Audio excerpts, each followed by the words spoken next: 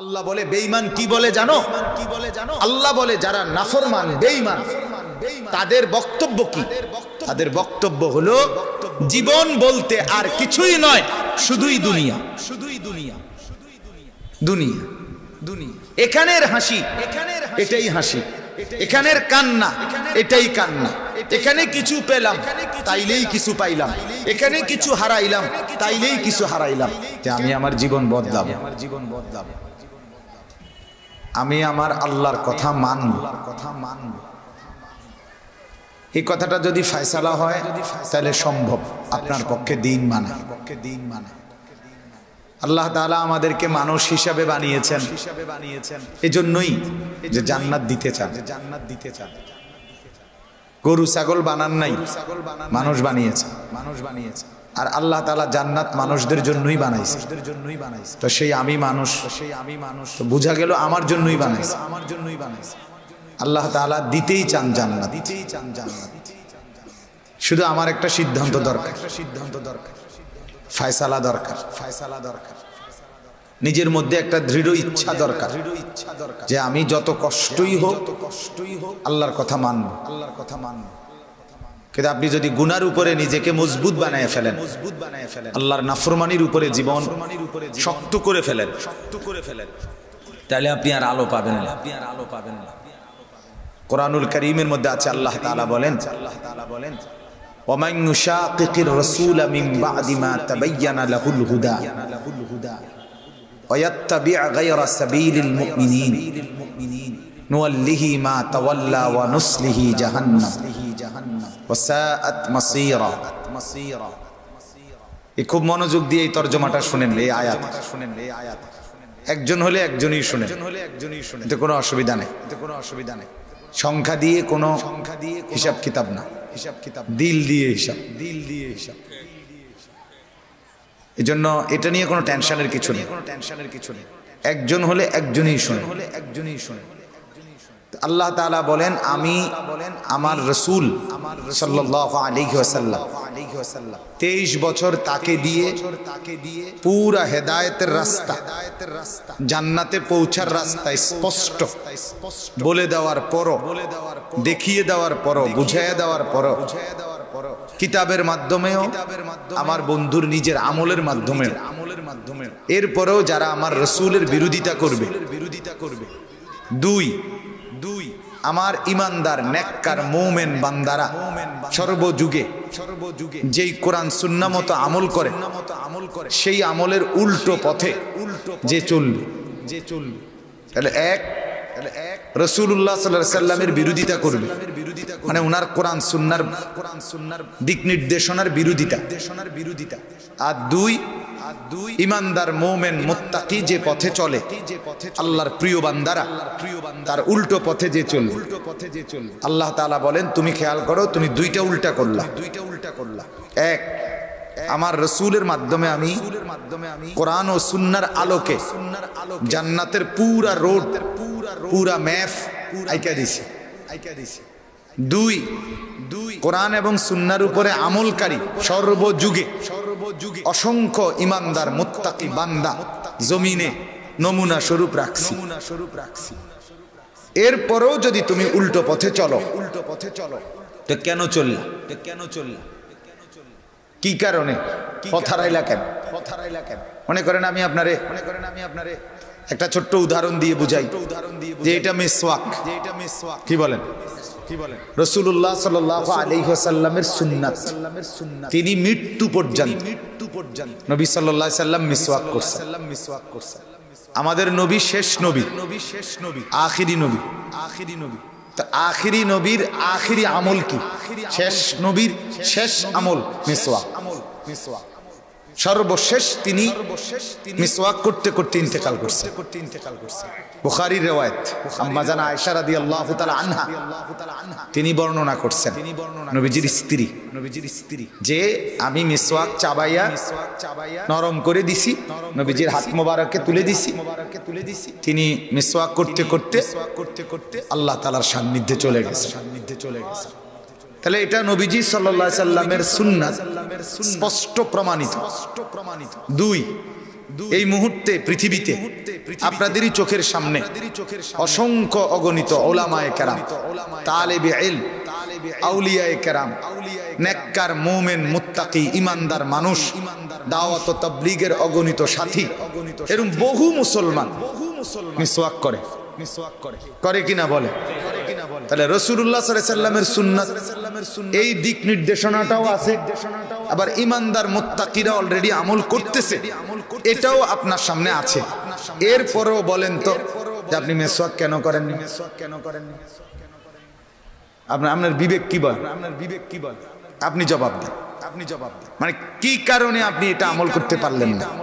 অথচ এটা জান্নাতের রাস্তা। প্রত্যেকটা সুন্নাত কিসের পথ? জান্নাতের। নকশে কদম নবী के है जन्नत के रास्ते, अल्लाह से मिलाते हैं सुन्नत के रास्ते। कराची हजरत आरिफ बिल्लाह हजरत मौलाना शाह हकीम मोहम्मद अख्तर रहमतुल्लाह अलैहिर বিশ্ব বিখ্যাত শের, এটা সারা পৃথিবী কাঁপানো শের। এই দুই লাইন যে নবী মুহাম্মদ সাল্লাল্লাহু আলাইহি সাল্লামের কদম যেভাবে পড়ছে, ওই নকশা ধরে, ওই পদচিহ্ন ধরে যদি তুমি সামনে পা বাড়াও, তো সামনে যেই রাস্তা মিলবে সেটাই জান্নাতের রাস্তা। নকশে কদম নবী কে হে जन्नत के रास्ते, আল্লাহ সে মিলাতে হে, যদি আল্লাহর সাথে নিজেকে মিলাইতে চাও সুন্নাত কে রাস্তা, নবী সাল্লাল্লাহু আলাইহি সাল্লামের সুন্নাতের রাস্তা। খাজা আজিজুল হাসান মজজুব रहमतुल्लाह अलैहि हकीमुल उम्मत मुजद्दिदुल मिल्लत हजरत मौलाना शाह अशरफ अली थानवी रहमतुल्लाह अलैहिर खलीफा, একজন জেনারেল শিক্ষিত মানুষ ছিলেন তিনি, ডেপুটি কালেক্টর ছিলেন, কালেক্টর অফিসের ডেপুটি ব্রিটিশ আমলে এই আজিজুল হাসান। কিন্তু থানভী রহমতুল্লাহর পরবর্তীতে শ্রেষ্ঠ খলিফা হয়েছিলেন উনি। তো এই উনি বলতেন হাসরের ময়দানে আমাকে যদি রব্বুল আলামিন জিজ্ঞাসা করে আজিজুল হাসান কি নিয়ে আসছো, তিনি বলতেন আমি আমার এই দাড়ি হাতে ধরে বলবো তেরি মাহবুব কি শাবাহাত লেকর আয়া হো, हकीकत उसको तू कर दे मैं सूरत लेके आया। তিনি বলেন আমি বলবো মাওলা আপনার প্রিয় বন্ধুর সাদৃশ্য সুন্নাত দাড়ি সাথে নিয়ে আস, हकीकत उसको तू कर दे मैं सूरत लेके आया। হাকিকত যেটা জান্নাত, আপনার সন্তুষ্টি, সেটা আপনি দিয়ে দেন, আমি একটা সাদৃশ্য বন্ধুর নিয়ে আসছি। তাহলে এই যে মিসওয়াক আপনি কেন করলেন? দাড়ি স্পষ্ট প্রমাণিত রাসূলুল্লাহ সাল্লাল্লাহু আলাইহি ওয়াসাল্লামের আমল, সমস্ত আম্বিয়াদের আমল, সমস্ত সাহাবীদের আমল, সমস্ত আউলিয়াদের আমল, সমস্ত উলামা মুহাদ্দিসিন মুফাসসিরিন ইমাম খতিবদের আমল, এত লক্ষ মানুষের আমল, এত লক্ষ মানুষের নেককার চরিত্রবান পবিত্র দিনদার শ্রদ্ধেয় সম্মানিত আপনাদের কাছেও সেই মানুষগুলোর ইমানদারদের আমল এটা, আবার আল্লাহর হুকুম রাসূলের সুন্নাত। তাহলে এরপরেও আপনি রাখলেন না কেন? বল সিদ্ধান্ত নিছেন আপনি মূলত আমি আল্লাহ চাই না, এটা প্রমাণ করে আপনি ফয়সালা নিছেন মূলত আমার আখিরাত লাগবে না, আমার পরকাল লাগবে না। মা হিয়া ইল্লা হায়াতুনা দুনিয়া নামুতু ওয়া নাহইয়া ওয়া মা ইউহলিকুনা ইল্লা দাহর, কোরআনের আয়াত। আল্লাহ বলে বেঈমান কি বলে জানো? আল্লাহ বলে যারা নাফরমান বেঈমান তাদের বক্তব্য কি? তাদের বক্তব্য হলো জীবন বলতে আর কিছুই নয়, শুধুই দুনিয়া, দুনিয়া, এখানের হাসি এটাই হাসি, এখানের কান্না এটাই কান্না, এখানে কিছু পেলাম তাইলেই কিছু পাইলাম, এখানে কিছু হারাইলাম তাইলেই কিছু হারাইলাম। কেমন আছেন? ভালো আছি। যদি জিজ্ঞাসা করেন উত্তর দিবে ভালো আছি বলতে অর্থাৎ খাইয়া পইরা বাজার সদাই শরীরে গতরে আপনার ভালো আছে। এই দুনিয়া কেমন আছেন? খারাপ আছে, বেশি ভালো না, মানে টাকা পয়সা ইনকাম কম, দোকানে বেচা কিনা কম, অথবা নিজের খানা খাদ্য কম, তাহলে ভালো আছে এটার হিসাবও দুনিয়া, খারাপ আছে এটার হিসাবও দুনিয়া। তাহলে জীবন মানে শুধুই দুনিয়া, শুধুই দুনিয়া।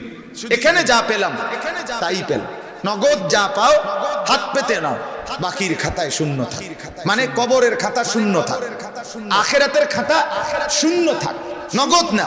এখানে যা পাও, বেড়া বেডি, জায়েজ না জায়েজ, হালাল হারাম, সুদ ঘুষ, চুরি ডাকাতি, জিনা ব্যভিচার, নিজের বেডি মানুষের বেডি, হ্যাঁ যা পাও, মদ জুয়া, জিনা ব্যভিচার, নাচ গান, ফুর্তি, বেহায়াপনা, বেলেল্লাপনা, যা পাও, সারা রাত উলঙ্গ ছবি, জেনা ব্যভিচারের দৃশ্য, আরে নাফরমান যা পেলাম দুনিয়ায় ভোগ করলাম।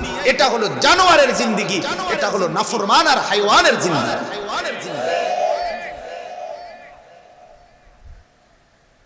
কুকুর বিড়ালের জিন্দেগি, কুকুর বিড়ালের জিন্দেগি। মদ জুয়া, জিনা ব্যভিচার, নাচ গান, ফুর্তি, বেহায়াপনা, বেলেল্লাপনা, যা পাও, সারা রাত উলঙ্গ ছবি, জেনা ব্যভিচারের দৃশ্য, আরে নাফরমান যা পেলাম দুনিয়ায় ভোগ করলাম। এটা হলো জানোয়ারের জিন্দেগি, এটা হলো নাফরমান আর হাইওয়ানের জিন্দেগি।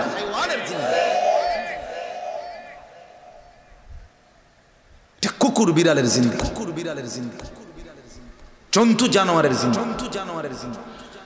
আর আইতা মান ইত্তাখাযা ইলাহাহু হাওয়াহু, এটা হলো ওই মানুষের জীবন যার মনের চাহিদাই শুধু তার খোদা,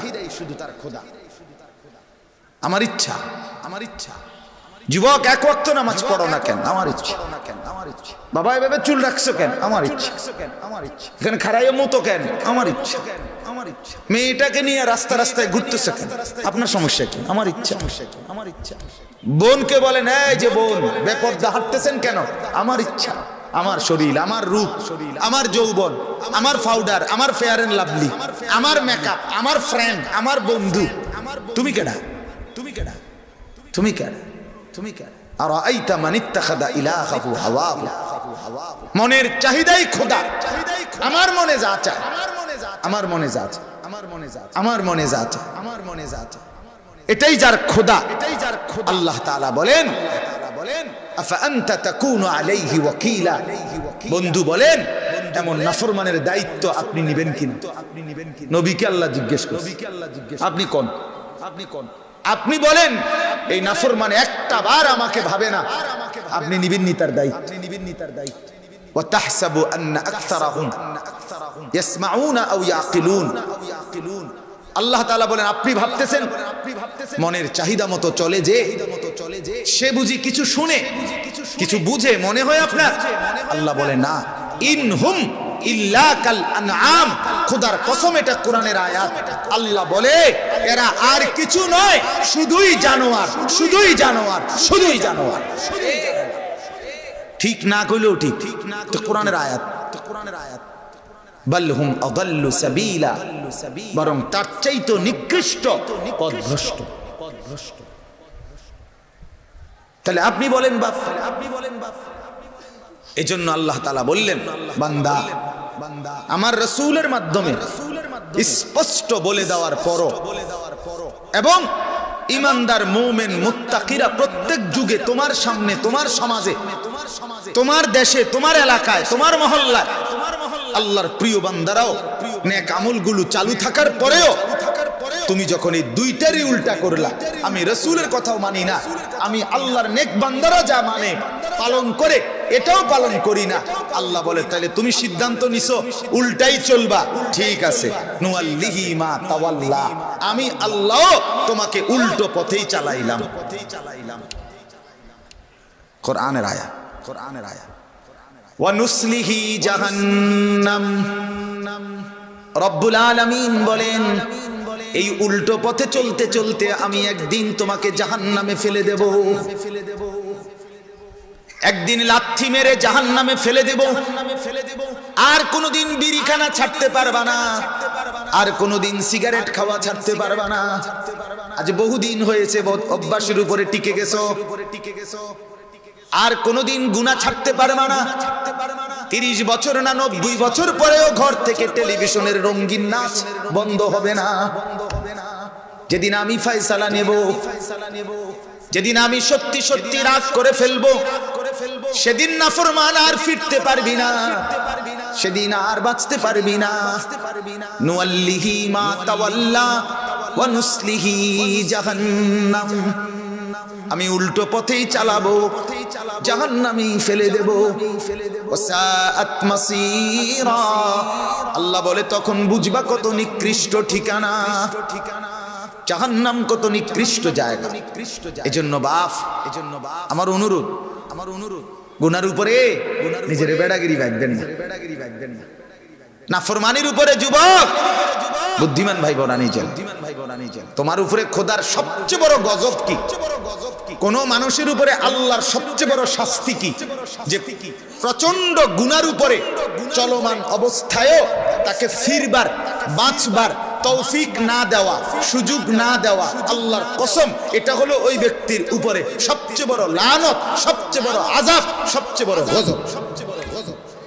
আমি এমনি বুঝাই, মনে করেন উনি আমার ছোট ভাই, কি নাম আমরা, সালাউদ্দিন ভাই, তো সে আমার ছোট ভাই। আমি দেখলাম তারে যে সে ভুল পথে যাচ্ছে, গুনার রাস্তায়, ধরে আনলাম, থাপ্পড় দিলাম, কিল দিলাম, বেদ দিয়ে ফিডা দিলাম, আর বলে দিলাম সাবধান, আর কোনোদিন যেন ওইদিকে না দেখি, এই পথে যাবে, এই পথে যাবে। কিছুক্ষণ পরে কিল থাপ্পড় বেতের ব্যথা কমে যাবে, শেষও হয়ে যাবে, কিন্তু সে পথ তো পেয়ে গেল। ঠিক কিনা বলেন না? সে পথ তো কি, কিন্তু এর উল্টোটা, যে আমি যখন এত পরিমাণ রাগ করলাম তার সাথে, যে আমি দেখতেছি সে আগুনের দিকে যাচ্ছে, জাহান্নামের দিকে ছুটছে, নিজের ধ্বংসের দিকে যাচ্ছে, নিজের বরবাদের দিকে যাইতেছে, কিন্তু আমি এতটা রাগ করলাম, আমি মনে মনে বললাম যাও, ঠিক আছে, যা, তোরে ছেড়ে দিলাম, আর কিছু বলবো না, ডাকবো না, দেখবো না, শুনবো না, কিছুই বলবো না, তুই তোর পথে চল। বলেন তো এটা তার প্রতি কি পরিমাণ মুসিবত, কি পরিমাণ মুসিবত? কথা বলেন না? তার চাইতে ডাইকা আয় না, 3টা কনি দন ভালো না? আল্লাহ এটাই বলছে, আল্লাহ এটাই বলছে, আল্লাহ এটা বলছে, আল্লাহ এটা বলছে। কোন নাফরমান যখন নাফরমানি চলতে থাকে, কোন পাপী যখন পাপ চলতে থাকে, এত লম্বা যদি হয়ে যায়, এত দীর্ঘদিন এক গুনার উপরে যদি কেউ মজবুত হয়ে যায়, তো হতে পারে আল্লাহ একদিন, আল্লাহ তাআলা মুখ ফিরায় নেয়, সেদিন আর তাকে পথ দেখায় না। আফারাআইতা মান ইত্তাখাযা ইলাহাহু হাওয়াহু, আল্লাহ বলেন মনের চাহিদা মতো যে চলে, সকালে দুপুরে বিকালে রাতে, আমি আল্লাহকে একবারও মনে করে না, মনের খেয়াল খুশি মতো চললে একদিন আমি আযাল্লাহুল্লাহ, তাকে পথভ্রষ্ট করে দেই। ওয়া খাতামা আলা সামঈহি ওয়া কলবি, তার কানে এবং অন্তরে মোহর মেরে দেই। ওয়া জাআলা আলা বাসারিহি গিশাওয়া, আর চোখের সামনে পর্দা ফেলে দেই। এবার বলো তো, ফামান ইয়াহদিহি মিন বাদিল্লাহ, আমি আল্লাহকে বাদ দিয়ে এই নাফরমানকে হেদায়েত কে দিবে? বলো, কে দিবে? বলো, কে দিবে? আব্দুল কাদের জিলানী, জুনায়েদ বাগদাদি, খাজা মুঈনুদ্দিন চিশতি, উনি এসে হেদায়েত দিবে। কি মনে হয়? যে হেদায়েত দিবে তিনি তো তোমাকে পথ থেকে সরায় দিস, তিনি তো তোমার কানে অন্তরে মোহর মেরে দিস, তিনি তো তোমার চোখের উপরে পর্দা ফেলে দিছে। এবার হেদায়েত দিবে কে? আফালা তাদাক্কারুন, কোরআনে আল্লাহ এরপরে বলে, বান্দা তবু কি উপদেশ গ্রহণ করবে না? তবু কি ভয় করবে না? যাহা না জানি আমার আল্লাহ আমার থেকে নজর সরায় নেয় কিনা। মান আরাজা আনিল্লাহ ফাল্লাহু আরাজা মিনহু, বুখারীর রিওয়ায়াত। নবীজি সাল্লাল্লাহু আলাইহি সাল্লাম বলেন, যে ব্যক্তি আল্লাহ থেকে নিজেকে ফিরিয়ে নিল, অচিরেই আল্লাহ তাআলাও তাকে নিজেকে তার থেকে ফিরিয়ে নিল। ঠিক আছে, তুমি আমাকে ভুলে গেছো বান্দা, আমিও তোমাকে ভুলে গেলাম। কোরআনের আরো আয়াত শোনেন, ওয়ালা তাকুনু কাল্লাযীনা নাসুল্লাহা ফাআনসাহুম আনফুসাহুম। আমার শায়েখ আরিফ বিল্লাহ হাকিমুন নফস আল্লামা মুফতি মুশতাকুন নবী কাসিমি হযরত দামাত বারাকাতুহুম বলেন, কোরআনে আল্লাহর সবচেয়ে সবচেয়ে বড় শাস্তির কথা হলো এই আয়াত, সূরা হাশরের এই আয়াতটা। আল্লাহ বলছে, বান্দা আমাকে এই পরিমাণ ভুলে যেও না, যে পরিমাণ ভুলে গেলে একদিন আমি তোমাকে তোমার নিজের থেকে ভুলায় দেব। লম্বা সময় গুনাহ করতে করতে, আমার বিরুদ্ধাচরণ করতে করতে একদিন আমি তোমাকেই তোমার থেকে ভুলিয়ে দেব। সেদিন আর মনে হবে না তুমি মুসলমান, তোমার আর মনে থাকবে না তুমি মরবা, তোমার আর মনে থাকবে না তুমি হাসরের মাঠে দাঁড়াইবা। তোমার আমলনামা তোমার হাতে দেওয়া হবে, তোমারে মিজানের পাল্লার কাছে যেতে হবে, আল্লাহর মুখোমুখি হইতে হবে, ফুলসিরাত পার হইতে হবে, জান্নাত কিংবা জাহান্নামে যেতে হবে। আল্লাহ বলে এটা আর মনে হবে না, আত্মবিস্মৃত আত্মভোলা হয়ে যাবা, নিজের পরিচয় নিজে ভুলে যাবা। এটাই হলো সবচেয়ে বড় শাস্তি। হাসান বসরি রাহমাতুল্লাহ আলাইহি বিশ্ববিখ্যাত বুজুর্গ বলছে, আল্লাহর কোন বান্দা গুনাহ করার পরে এই গুনাহটা আবার পুনরায় সে করছে, এটাই তার উপরে খোদার গজব, এটাই তার উপরে আল্লাহর শাস্তি, যে তাকে ফিরতে দিচ্ছে না। ফজর ছুটে গেছে, এবার জোহরও ছুটে গেছে, এবার আসরও ছুটে গেছে, এবার মাগরিবও ছুটে গেছে, এবার এশাও ছুটে গেছে, এবার শনিবারও নামাজ নাই, রবিবারও নামাজ নাই, সোমবারও নামাজ নাই। হায় নাফরমান, তুই ভুলে গেছো আল্লাহরে নাকি আল্লাহ ভুলে গেছে তোরে? দেখ, খবরদার, তুই ভুলবি কি বেটা? তোরে মালিক ভুলে গেছে, তোরে মালিক বলছে যা খা, ভাত খা। ভাতে তো খাইতে লইছ, ভাত খা, বেডি খাইতে আছ, মানুষের বেডি দেখ, টেলিভিশন, নর্তকী, নাচ গান, অবৈধ রোজগার, দেখ, ভাত খা জানোয়ার। খানা আমি আটকাইতাম না, ঘুম আটকাবো না, পেশাব পায়খানা বন্ধ হবে না, বিবি বাচ্চা এডিও দেবো, এগুলো আমি জানোয়ার কেউ দেখি। আরে দোস্ত, কুত্তাও খায়, কুত্তাও ঘুমায়, কুত্তাও পেশাব পায়খানা করে, কুত্তারও বাচ্চা কাচ্চা হয়, জন্তু জানোয়ারেরও হয়। পার্থক্য কোথায়? সারাদিনে ভাত খাইলেন আর ঘুম গেলেন, সারাদিনে পেশাব পায়খানা করলেন আর বাচ্চা কাচ্চা হইল, খালাস জিন্দেগি, এরই নাম জীবন। তো জানোয়ারের সাথে তফাৎ কি? আলাদা আপনি কি? পার্থক্য কোথায় বাপ? পার্থক্য গোলামি। পার্থক্য যদি করতে হয় সেজদা দিয়ে পার্থক্য করতে হবে। জানোয়ার সেজদা করে না, আমি সেজদা করি। পার্থক্য। জানোয়ার গোলামি করে না, আমি গোলামি করি। জানোয়ার আজান শুনলে মসজিদে ছুটে না, আমি ছুটে যাই। পার্থক্য এটা। পাত্তরকারি দিয়ে কোনো পার্থক্য নাই, ঠিক কিনা বলেন না কেন? বলেন। বেশি দুনিয়া ভোগ করে ফেলছেন না? যুবক বন্ধুরা বলো বাপ, দুনিয়া কদ্দুর ভোগ করছে? এক বেলা ফাঙ্গাস, আরেক বেলা তেলাফিয়া, আরেক বেলা ফার্মের মুরকা, আরেক বেলা কক মুরকা। এই তো দুনিয়া। জঙ্গলের বাঘ, জঙ্গলের জানোয়ার বাপ, এর চাইতে দুনিয়া আরো বেশি ভোগ করে। তুমি তো কোনো বেলা ফাঙ্গাস খাও, কোনো বেলা তেলাফিয়া খাও, কোনো বেলা শাকসবজি খাও, কোনো বেলা গোশত খাও। জঙ্গলের বাঘ প্রত্যেক বেলা গোশত খায়, ঠিক কিনা? হেরে হেরে ফাঙ্গাস দিয়ে চাও, হে খাইতো না, ধর বেটা ফালতু জিনিস আমি খাই। তো দুনিয়া বেশি ভোগ করলেন, দুনিয়া কি ভোগ করলেন বাবা? এই জন্য আখিরাত ছেড়ে দিলেন, পরকাল ছেড়ে দিলেন। এই জন্য বাপ, আমার সেই প্রথম কথা আমি আপনাদের কাছে অনুরোধ করছি, আপনারা দয়া করে এই ফয়সালা করেন। এই আপনারা যে কয়জন বসছেন সিদ্ধান্ত নেন, আপনার জিন্দেগির যে হালাতে আছেন, এই হালাতে আপনি ভাবেন আপনার উপরে আল্লাহ সন্তুষ্ট কিনা, আপনার আখিরাতের মুক্তি মিলবে কিনা। কষ্ট হোক, আমি আমার মালিকের নাফরমানি করব না। আমার দুনিয়া যত কিছুই হোক, আমার জান ছিঁড়ে যাক, আমি আমার আল্লাহর নাফরমানি করব না, শুনবো। এইটা যার ফয়সালা, নবীকে আল্লাহ তাআলা বলে বন্ধু, তাকেই কেবল আপনি ভয় দেখাইতে পারবেন। আর যার সিদ্ধান্ত হুজুর আপনি এত আর কত বালা হুজুর আইছে, আমি সেই একই তালে বিড়ি খাই, আমারে কেউ লড়াইতে পারছে না। আর আমনের মতো এরকম সুডুমুডু হুজুর দিয়া ধুরু মিয়া তো বালা বালা হুজুর ফেল। আমি আজ 30 বছর এক তালে বিড়ি খাই, সিগারেট খাই, রাতে দিনে, শনিবার রবিবার। আপনি যদি গুনার উপরে এত শক্ত হয়ে যান, আপনারে বদলাবে কি? কে বদলাবে বল? কিভাবে হবে? আজ 30 বছর ধরেন আপনার ঘরে, আমি প্রতিদিন আগে এটা বলি নেই, আজকে 20 বছর মনে করেন আপনার ঘরে রঙিন টেলিভিশন চলতেছে, স্ত্রী ছেলে মেয়ে নাচ গান দেখে, এটাই জিন্দেগি তাদের। আপনি ঠান্ডা মাথায় বুঝে শুনে মেনে নিছেন এটা যে এত বড় গুনাহ। ঘরের বিবি বাচ্চারা জিনা, ব্যভিচার, নাচ গান, অশ্লীলতা, উলঙ্গপনা দেখছে, এতে আপনার ন্যূনতম কোনো অনুভূতি, অনুশোচনা, লজ্জিত অনুভূতি, বিবেক বোধ কিছুই কাজ করছে না।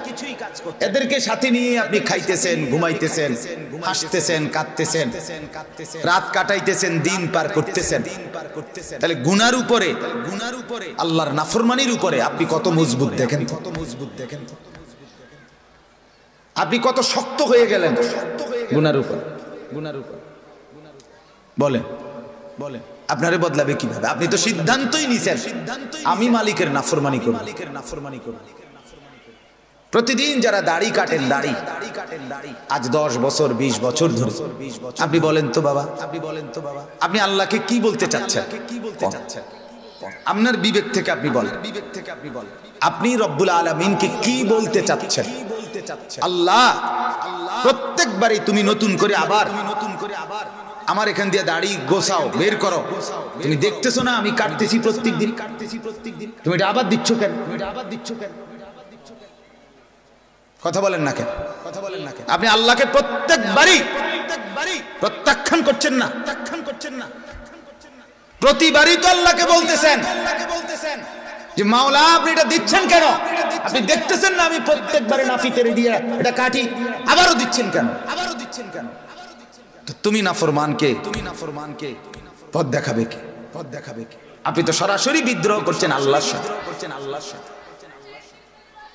আপনি আর কতদিন রাসূলুল্লাহ সাল্লাল্লাহু আলাইহি ওয়াসাল্লামকে কষ্ট দিলে, যন্ত্রণা দিলে আপনার দিল শান্ত হবে? আপনি বলেন তো,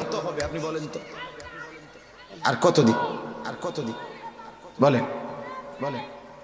আজকে 30 বছর যিনি ব্যবসা করতেছেন, প্রতিদিন একই রকম ওজনে কম দেন, আপনার ব্যবসা সিস্টেমে এটা, আপনি মিথ্যা বলেন, পণ্যের গুণাগুণ মিথ্যা বলতেছেন, আপনি ওজনে কম দিচ্ছেন, ঠকাইতেছেন। এটাই আপনার আজকে 20 বছরের ব্যবসা। এই টাকা দিয়েই, এই সিটারির টাকা, এই বাটপারির টাকা দিয়েই আপনার বিল্ডিং, এই প্রতারণা ধোকার টাকা দিয়েই আপনার বিবির গহনা, এই বাটপারি সিটারির টাকা দিয়েই সোফা, খাট, ফার্নিচার, এগুলো দিয়ে আপনার ছেলের জামা কাপড়, মেয়ের জামা কাপড়, আপনার ঘরের আসবাবপত্র, আপনার প্রতিদিনকার বাজার, আপনার দেহ, আপনার রক্ত মাংসের বেড়ে ওঠা। ফাআন্না ইউস্তাজাবু লাহ, কিভাবে কবুল হবে আপনার বন্দেগী? নবী সাল্লাল্লাহু আলাইহি ওয়াসাল্লাম বলছেন, কাবা শরীফের সামনে দাঁড়িয়ে লোকটা দোয়া করতেছে, ইয়া রব, আর আল্লাহর নবী বলেন মাতআমুহু হারাম, মাশরাবুহু হারাম, মালবাসুহু হারাম, গুযিয়া বিল হারাম, ফাআন্না ইউস্তাজাবু। নবীজি বলে, আরে দেখো দেখো, এই লোকটা যা খেয়েছিল হারাম, যা পান করছে হারাম, যা পরিধান করেছে তাও হারাম, ওয়াগুযিয়া বিল হারাম, দেহের এই গোশত রক্তগুলো চলাচল করছে হারামের উপরে। ফাআন্না ইউস্তাজাবু লাহু, কিভাবে তার প্রার্থনা দোয়া কবুল হবে? নবীজি বলতেছেন আমি বুঝতেছি না। রাসূল যদি বলে আমি বুঝি না, আপনি কিটা বুঝবেন? বলেন না। নবী নিজে বলতেছে আমি তো বুঝতেছি না যে দোয়া কিভাবে কবুল হবে, কেন কবুল হবে। তাইলে আমার বাপ আমার বলার উদ্দেশ্য হলো আলহামদুলিল্লাহ প্রতিদিন ওলামায়ে কেরাম বয়ান করতেছে, শুক্রবারে জুমার নামাজের বয়ান হয়, আপনারাও আলহামদুলিল্লাহ শুনতেছেন। কিন্তু আপনি আপনার জিন্দেগির লগে একটু বুঝাপড়া করেন, আসলে আপনার ফয়সালাটা আপনি বদলাবেন কিনা সেটা করেন, আপনি গুনাহ ছাড়বেন কিনা সেটা আগে বলেন। আমার কথা বুঝছেন না? আপনি মনে করেন হাদিসে নবীজি উদাহরণ দিছে যে কিছু মানুষ আছে এমন, নবীজি নিজে বলছেন, যাদের অন্তর এমন গ্লাস, এমন জগ, এমন বালতির মতো, যেটাকে সে ইচ্ছে করে উল্টাইয়া দিছে। নবীজি বলছেন সে উল্টাইয়া দিছে। এক টাঙ্কির 1000 লিটারের টাঙ্কি, তো ট্যাপের নিচে আপনি একটা বালতি উল্টাইয়া রাখছেন, এবার ট্যাপ ছেড়ে দিছেন, বালতিটা ফোড়নের লাগা। এখন 1000 লিটারের টাঙ্কির পানি ঠিকই শেষ হবে, কিন্তু আপনার বালতি ভরবে না। ঠিকই না বলেন না? কেন ভরবে না? কেন বালতি কি করে দিছেন? উল্টাইয়া রাখছে। তাহলে এখানকার 5 জন বক্তা, আরো 50টা মাহফিলের 5 জন, তাহলে 5 50 250 বক্তা, 250 বক্তা না 2500 বক্তার চিৎকার চেঁচামেচি ওই হুঙ্কার সব শেষ হবে, কিন্তু আপনি তো বালতি উল্টে রাখছেন।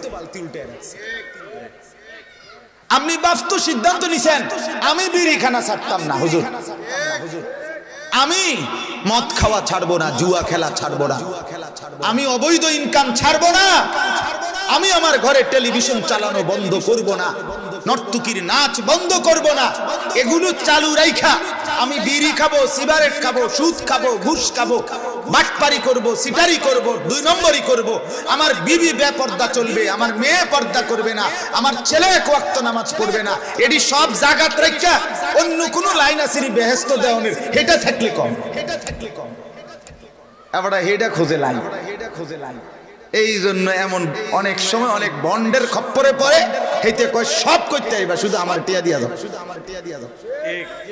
হ্যাঁ বাবা আছে, বাবাই পার করে দিবা, আর কিছু ধন চাই না বাবা, তুমি বাবা সঙ্গে থাইকো, আমারই মরণ কালে তোমার হাতের পানি দিও।